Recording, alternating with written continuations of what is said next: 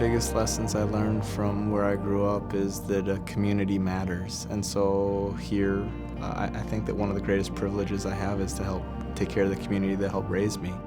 My grandma, who's really important to me, was one of my big heroes, and I actually lived with her for a year when I was in first grade. There was a moment that I had where... It was this one particular morning, he decided to dish up his own cereal. I got myself a bowl of cereal and I put too much milk in it. He was kind of tiptoeing toward the table and... She said, "You put too much milk in there." I said, "I know." He managed to not spill a drop. So I said, "Oh boy, you have steady hands." She kind of made me believe that I was steady as a first grader, and I believed in myself because she believed in me. She taught me that people don't really care what you know until they know that you care, and that the humanness of what we do is much more important than the technicalness of what you do. And so connecting with people and doing the right thing combined with knowing what you're doing is a good place to be.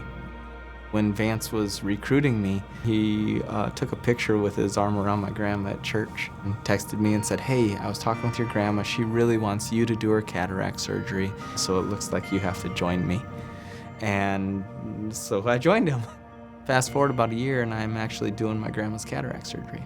The moment that I had then was that I did her surgery exactly the same way as I do everybody else's. And what that meant to me is I'm treating everybody else just like I would treat my own family or my hero or my grandma.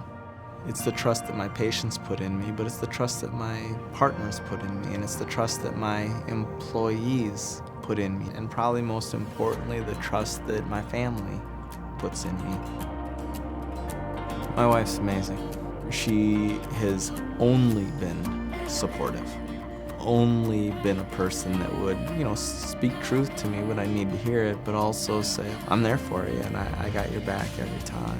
Now the challenge for me is to say, all right, we've got a really good thing. Let's find the right balance so that I can be a good doctor, a good surgeon, a good partner, a good employer, but a good husband, a good dad, a good citizen of our community too. I kind of believe that a good idea unexecuted is worse than never having the idea in the first place. So I really think that if there's something meaningful, we're called to do something with it and deliver on that.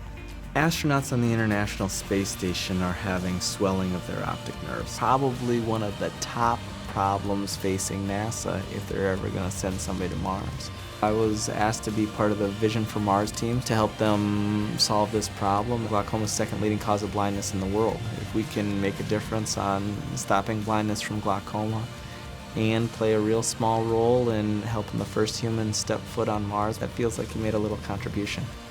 I'm thrilled to come to work on Mondays. I love it because I think that we're doing about as good as anybody can do taking care of eyes.